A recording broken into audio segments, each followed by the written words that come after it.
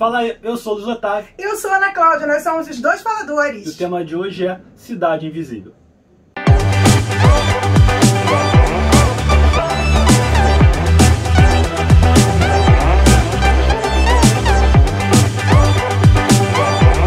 Se você é novo no canal, seja bem-vindo. Não deixa de se inscrever que toda semana sai pelo menos um vídeo novo sobre algum assunto aleatório. E se você já é inscrito, seja bem-vindo também. Não deixa de clicar aí no joinha para curtir o vídeo ou descurtir. E depois que você assistir, escreve lá embaixo nos comentários o que você acha, se você vai concordar conosco ou não. Hoje a gente está falando da nova série da Netflix, do novo produto nacional da Netflix chamado Cidade Invisível. O que vocês estão fazendo? Esse animal só está daqui dentro de uma viatura da Polícia Ambiental.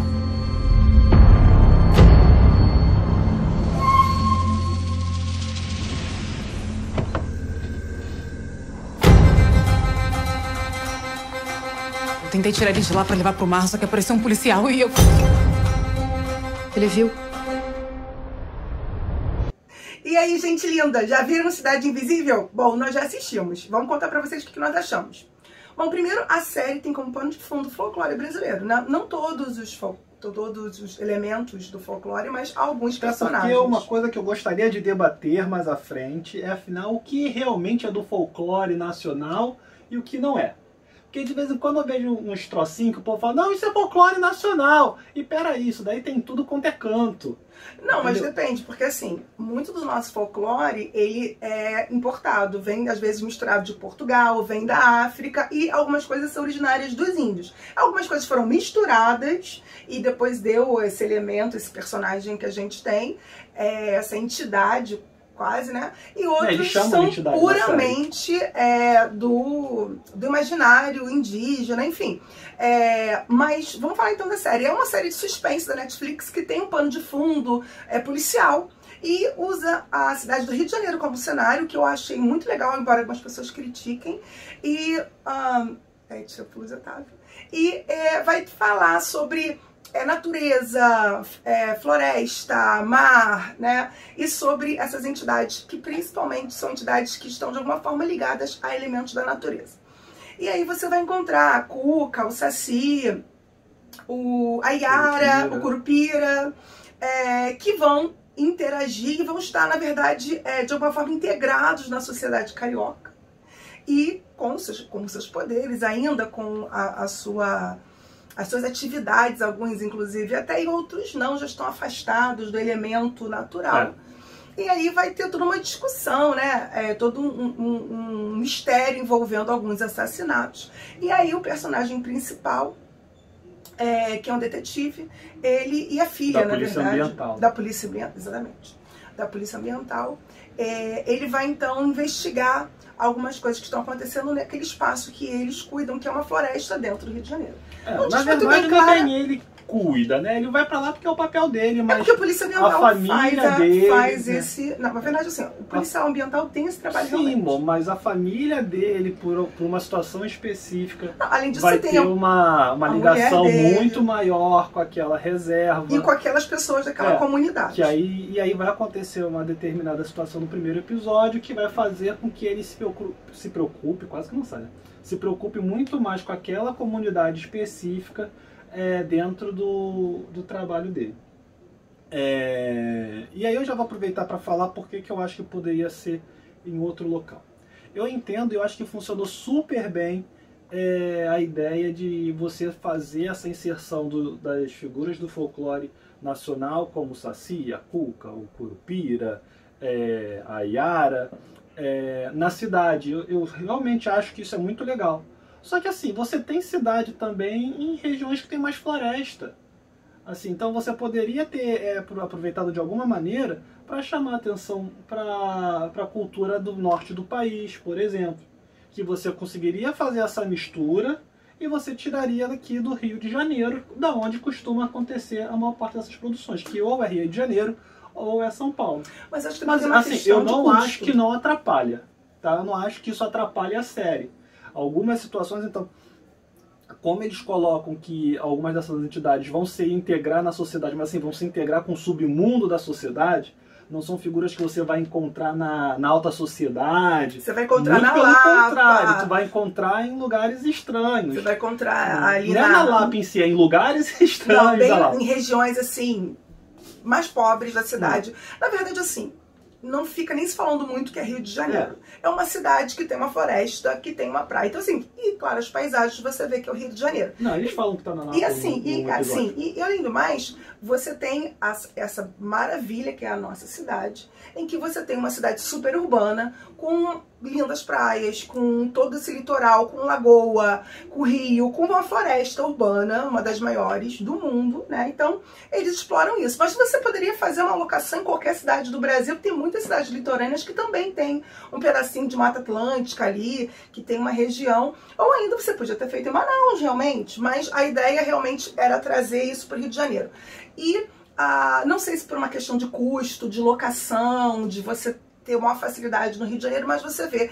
E você vê que também foi meio que gravado, aproveita também a pandemia, você vê que a cidade do Rio tá meio vazia, o negócio tá meio sem muitas pessoas por ali. E a série eu acho que funciona muito bem. Eu gostei muito da série, porque principalmente... Muito? Gostei muito. A história não é tão boa, mas o que eu gostei muito? Exatamente de você trazer, que é uma coisa rara, os elementos, né, entidades do folclore brasileiro para uma história. E de alguma forma as pessoas poderem ter mais contato com esses elementos, e principalmente com a cultura nacional, que, como eu falei, tem é calcado também em lendas africanas, em lendas indígenas, em lendas portuguesas, porque a cuca, por exemplo, é uma lenda portuguesa, que foi depois abrasileirada, mas que você vai ter, então, um momento que eu acho que a gente tem tanto desvalor, né, na cultura nacional, tanta demonização dos elementos da natureza, né, e você trazer exatamente essas entidades para conviver com as pessoas e ser como mais um cidadão da cidade. Eu achei super interessante a ideia, gostei muito. Em alguns momentos a história não é muito bem amarrada, eu acho que o roteiro tem uns furos, não é esse primor todo, mas eu gostei de como um todo, a série eu gostei sim. Eu não acho que o roteiro tenha tantos furos assim, Achei não. que tem alguns furinhos. Eu acho assim, a história não é excepcional, mas eu achei uma história bem amarrada. Eu achei que é uma história que você realmente fica curioso pra saber o que vai acontecer. São 7 episódios. São 7 episódios em torno de uns 45 minutos, alguns tem um pouquinho mais, alguns um pouquinho menos. E a série é bem dividida assim, os episódios, então são assim, 2 episódiozinhos de introdução, 3 episódiozinhos assim de meio, de desenvolvimento, e mais 2 episódiozinhos do final mesmo.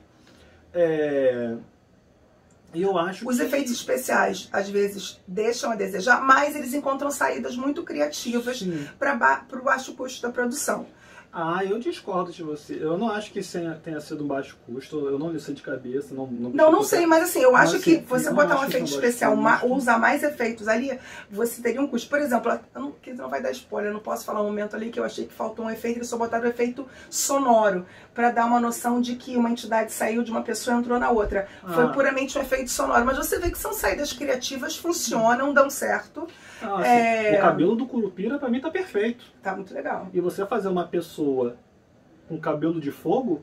Não, e eu achei que, por exemplo, se você não fizer direito, fica muito tosco. Eles tiraram o elemento do jacaré da cuca e trouxeram a borboleta, né? Que tem tudo a ver com a nossa Mata Atlântica, né? Que, inclusive, assim, mais próximo às áreas mais altas do Rio de Janeiro, a floresta tem essas borboletas azuis, né? É bem característico do Rio de Janeiro isso.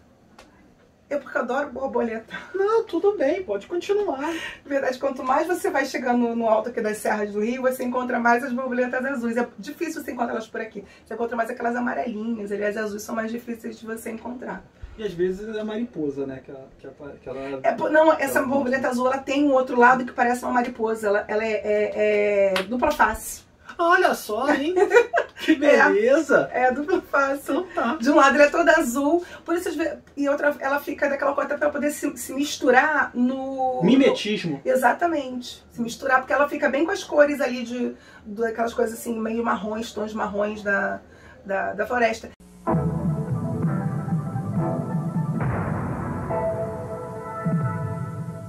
E aí a saída que eles usaram para não trazer...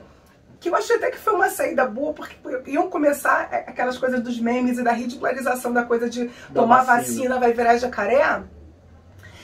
que eu achei que, de certa forma, foi uma saída legal mas pra isso. Não foi por Mas não achei isso, que foi por causa disso, não, porque mas não eu deu acho nem que tempo, mas funcionou. realmente, eu acho que o custo que você teria de você fazer a Alessandra Negrini ficar de jacaré ou com formas reptilianas daria muita chance pra dar errado. Sem contar que, com todo respeito, a Alessandra Negrini tá muito bonita na série. Pra se esconder dentro de uma fantasia ou uma maquiagem de jacaré. Tá todo mundo falando disso, assim, quando você para pra pesquisar sobre a série, você encontra várias... Todo mundo é modo de falar, né? Mas você encontra a repercussão de como ela tá bem, né? E ela... Vamos combinar que ela andava com a carreira dela fazendo produções não tão grandes assim, ou produções que não chamavam de tanta tanta atenção, visibilidade, talvez, né? Mas eu acho também legal, assim, que eles pegam e, de alguma forma, eles trazem também os personagens para a história até da colonização brasileira. Então você vê que eles são, de alguma forma, eles não são as entidades, tipo, ainda do Brasil origem, não. Eles são, de alguma forma, você vê que eles são renascidos de uma época colonial brasileira e que aquelas entidades habitam aquele corpo daquele indivíduo, daquele ser, por uma situação que ele passou, que muitos têm a ver com violência, né? E que vão ali desenvolver. O nacional é bem violento, né? É. Se você pega a Mula Sem Cabeça, se você pega a história do Negrinho do Pastoreiro, que inclusive não apareceu, né, nessa temporada, mas assim, são histórias que tu fica assim, gente, a própria história da Cuca, né? Que dorme neném que a Cuca vem pegar, e que aí eu já vi até meme falando, se eu soubesse que a Cuca era desse jeito, eu deixava ela vir.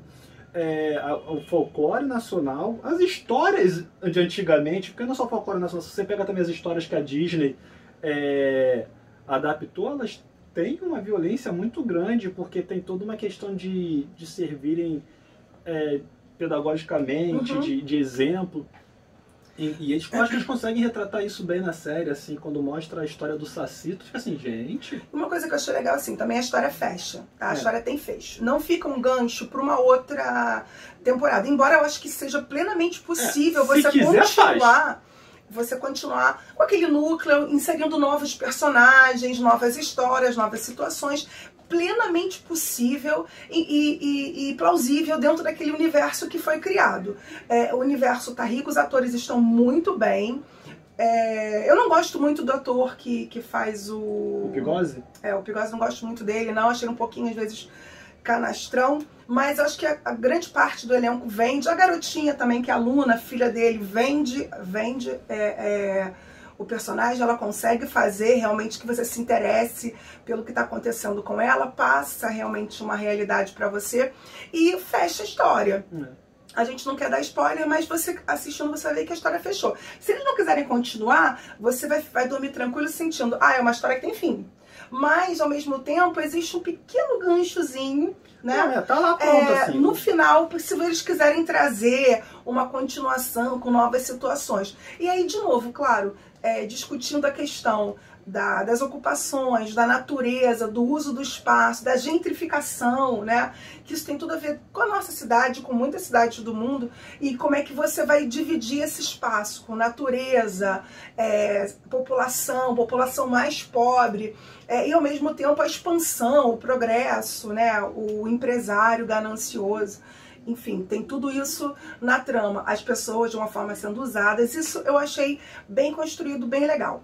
A trilha sonora não é muito destacada, eu acho que podia ser, porque você também tem muitas cantigas, existem muitas músicas que podiam de repente estar sendo resgatadas, trazidas, mas eu acho que não foi o objetivo, acho que isso enriqueceria inclusive a série. Mas eles usam a da Cuca, né? Sim. A da Cuca eles usam, então quando... em algumas cenas que a Cuca precisa fazer algo, ela começa a cantar a música, né? Eu acho que no momento da Yara também toca alguma música assim nesse sentido. Eu acho mas realmente, assim, você não pode dizer que é uma trilha sonora marcante, não. Aquela música ali... Não. Mas eu acho que, assim, talvez, de novo, é aquela coisa, primeira vez que faz, jogou, fez sucesso, o pessoal assistiu, curtiu, investe-se mais. Porque talvez tivesse que fazer uma pesquisa de resgate, de cantigas, de niná, de cantigas do interior do Brasil, principalmente, que às vezes você vai encontrar pessoas mais velhas que ainda sabem cantar, tem esses registros ainda dessas músicas, que você vai encontrar questões, né, que estão ligadas a esse folclore. Até mesmo cantigas indígenas, eles podiam estar usando isso em alguns momentos. momentos que tem uma cena mais de floresta, ou do passado, e você não vê isso tão sublinhado. Eu achava que podia ter isso. Mas é uma coisa assim, eu já tô meio que procurando um defeito pra falar isso que podia ser melhor. Que é bom, mas também não é nada que se destaque. A direção eu acho muito segura, a iluminação é legal. Saldanha, né? Eu tava vendo ali. Acho que não é pode olhar, mulher. Acho que não é a direção toda dele, mas eu sei que a produção é dele. E aí o que eu achei interessante é, assim, a fotografia, ela não bota a cidade, que eu também acho muito interessante. A cidade do Rio de Janeiro não é o seu cenário mais bonito, mais incrível, com a melhor luz, com a melhor... Não. É um pano de fundo mesmo, a cidade não fica em destaque, porque não é sobre a cidade. E as imagens que são feitas das florestas são muito bem feitas, até porque acho que é um lugar bem difícil de você fazer iluminação. Porque as nossas florestas aqui, elas são muito fechadinhas, então é difícil você iluminar. Ficou bem legal, tá bem fácil de você ver o rosto dos atores. Não, assim, ficou muito legal. As cenas do Curupira tinham tudo para dar errado. Se fosse uma produção mais ou menos, se fosse uma produção que não soubesse bem o que estava fazendo, seria o que iria afundar a série. Mas não é assim. A série mostra o Curupira em momentos importantes e você não perde o impacto da cena por causa do Curupira. Muito pelo contrário, a presença dele aumenta a força da cena. A única coisa que eu queria ressaltar é que é bacana, porque assim, se a gente parar pra pensar, é a terceira produção assim, da Netflix voltada para a cultura nacional que tá fazendo sucesso. A gente teve o Bom Dia Verônica, né, que fez bastante sucesso, entrou no top 10 de alguns países. A gente teve o Até Tudo Bem Até o Natal que Vem, que foi um estouro, assim, que você não acha uma pessoa falando mal desse filme. É bizarro, todo mundo... Sucesso mundial. Todo mundo fala muito bem. E é curioso que eu estava assistindo um podcast essa semana, os caras estavam conversando sobre esse filme, e eles falando assim, como o Hassum entrega nesse filme, como ele tá bem. E eles falam assim, e tem uma cena ali, cara, que quando veio, me pegou, que eu acho que todo mundo que assistiu sabe de que cena tá falando, e eu não vou falar. E a gente vem agora com essa Cidade Invisível. Né? E assim, é muito bacana isso, porque a gente assiste muita coisa no Netflix. A gente não pode dizer que a gente assistiu metade do catálogo do Netflix, mas a gente assistiu bastante coisa no Netflix. E assim, a gente não fica preso só em produções norte-americanas. Né? A Ana, por exemplo, ela assiste um monte de coisa asiática, vira e mexe quando aparece um troço mexicano ou alguma outra coisa das Américas. Uma coisa europeia também. Europeias e coisas da América, eu paro para assistir. E assim, essas produções nacionais não estão deixando nada a desejar. Eu espero que realmente tenha uma continuação de alguma forma. Eu acho que é muito importante, de novo, a questão da representatividade. A gente tem muita influência de culturas de outros países, a gente acaba até importando certos eventos folclóricos, como por exemplo Halloween, cada vez está mais importado para dentro da cultura nacional, e a gente às vezes não está, de alguma forma, celebrando, se vendo ali representada a nossa história, a nossa vida, a nossa origem e a nossa identidade nacional na televisão. Isso é muito importante para as crianças, para os jovens, para toda a população, mas principalmente para as novas gerações, onde elas não cresceram, por exemplo, com o Sítio do Pica-Pau Amarelo, que tinha também muitos desses personagens e que de alguma forma ajudavam a gente na nossa infância a resgatar toda essa informação e essa riqueza que existe e que hoje não existe mais e que fica muito distante. Hoje, realmente, eu queria que uma criança ou um adolescente leia Monteiro Lobato, vai dar problema, porque é uma época que ficou datada. Se perdeu no tempo, é maravilhoso, é ótimo, mas você vai encontrar uma série de problemas que, se por exemplo, quiséssemos problematizar com Lumena, nossa senhora! Vamos melhorar aí, né? Assim, o produto em si é ótimo, mas você vai encontrar ali situações muito complicadas. Você vai encontrar elementos de ideia, de pensamento da época, inclusive. Né? Inclusive, eu não vou dizer assim, algumas pessoas vão entrar na discussão se Monteiro Lobato é racista ou não. Monteiro Lobato é fruto do seu tempo também. Existe uma época, inclusive, de cientista, de pescoço. De novo, racismo estrutural. Ele está desde a origem da nossa sociedade. Monteiro Lobato não está distante disso. Então você vai encontrar vários elementos. E para algumas pessoas mais sensíveis, não tanto, não precisa ser Lumena para isso, mas A pessoa que está já desperto para essa questão do racismo vai encontrar isso muito fácil nos livros e talvez tem gente que vai falar... Não, existe hoje o debate, né? Se você deve continuar indicando as obras do Monteiro Lobato no ensino fundamental, nem sei mais se é fundamental, mas para as crianças na escola. Mas eu acho que é isso, né? Se a gente vai começar a aprofundar muito já num outro tema, clica aí no curtir ou não curtir, se inscreve no canal se você ainda não se inscreveu. A gente já pediu uns 15 minutos atrás para você se inscrever, então clica aí para se inscrever e escreve nos comentários se você já assistiu, se você não assistiu, se você pretende assistir agora que... Comenta pra gente o que você falou achou. sobre a série. E é isso, valeu, até a próxima.